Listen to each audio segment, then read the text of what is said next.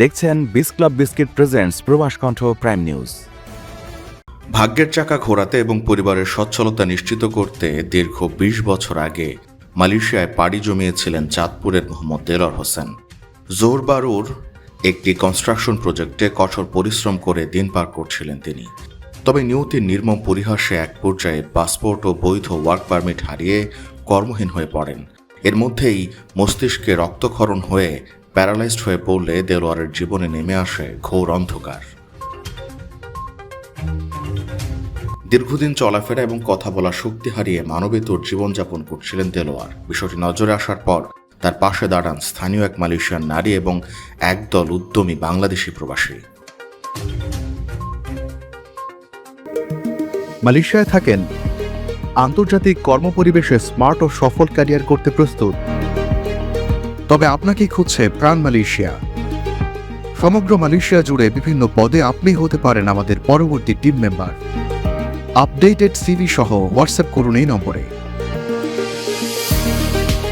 দেলোয়ারকে উদ্ধার করার পর তার পরিবারের সাথে যোগাযোগ করেন সংশ্লিষ্টরা। এরপর মালয়েশিয়ার নারী ডক্টর চাঁদনী এবং এক ঝাঁক মানবিক প্রবাসী শামীম সরকার, মাহফুজুর রহমান, আরাফাত, আবদুল্লাহ, দীপু, আদনান, আলমগীর হোসেন, আশরাফ, হেলাল হোসেন, রাজীব, সোহেল, আজিজুল হক সহ আরও অনেকে সম্মিলিতভাবে তাকে দূতাবাসের সহযোগিতা নিয়ে পুত্রজায়া ইমিগ্রেশনে নিয়ে যান।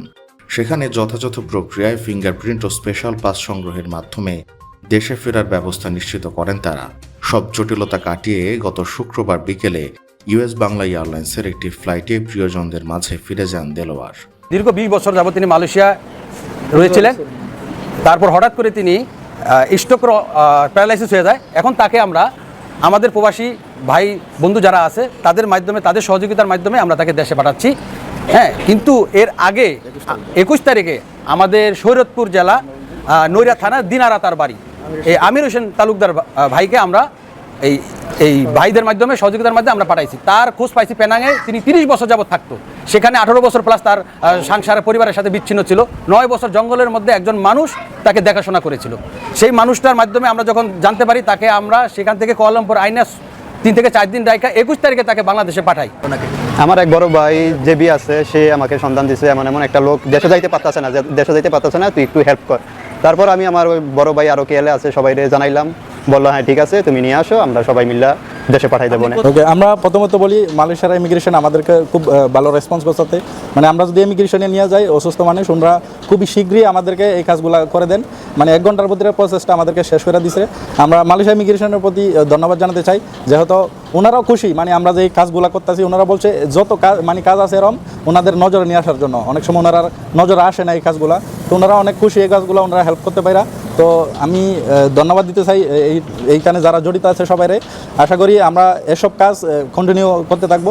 যদি আপনারা সন্ধানে যদি এসব ভাই ব্রাদার অসুস্থ থাকে বা মানে গিয়ে থাকে, আমাদের নজরে আনার চেষ্টা করবেন। আমাদের টিমের ভাই ব্রাদার আছে, হ্যাঁ এদের সাথে যোগাযোগ করবেন। আমরা শীঘ্রই যাতে এটা কোনো ব্যবস্থা, কোনো মানুষের থেকে টাকা পয়সা নিতে হবে না, আমরাই সব কিছু গিয়ে করে আমরা শীঘ্রই দেশে পাঠানোর ব্যবস্থা করবো আর কি, ইনশাআল্লাহ। 30 বছর পরে যারা আমরা সবাই ভাই বাজার মিলে বাংলাদেশে পাঠাইছি 21 তারিখে, কিন্তু তার যে বাংলাদেশে যাওয়ার পরে যে নিউজটা হয়েছে এগুলা মানে অনেকটাই রং ছিল, সবটাই রাইট ছিল না। কিন্তু আমাদের বড় ভাইরা যারা এলো সবাই বেশিরভাগ এটার মধ্যে হেল্প করছে। আমরা কারোর থেকে কোনো 1 টাকা নিয়ে আসি নাই, কারোর 1 টাকা ইউজ করে নাই, সব আমাদের ভাই বাজারা প্রবাসী ভাইরা মিল্লা হেল্প করছে আমরা সবাই। উল্লেখ্য, এই প্রবাসীরা কেবল দেলোয়ার নন, চলতি সপ্তাহে আরও এক মানবিক বিপর্যয়ের সাক্ষী হয়েছেন। শরীয়তপুরের নড়িয়ার বাসিন্দা আমির হোসেন তালুকদার নামের এক ব্যক্তি দীর্ঘ 30 বছর ধরে একটি নির্জন জঙ্গলে মানবেতর জীবনযাপন করছিলেন। এই মানবিক প্রবাসীরা তাকেও দ্রুত উদ্ধার করেন এবং ট্রাভেল পারমিট ও স্পেশাল পাস সহ যাবতীয় আইনি সহায়তায় তাকেও নিরাপদে দেশে পাঠানোর ব্যবস্থা করেছেন। বিদেশের মাটিতে অসহায় প্রবাসীদের এমন বিপদের দিনে এগিয়ে আসা এই মানবিক তরুণদের উদ্যোগ সর্বত্র প্রশংসিত হচ্ছে। প্রবাস কণ্ঠ নিউজ ডেস্ক।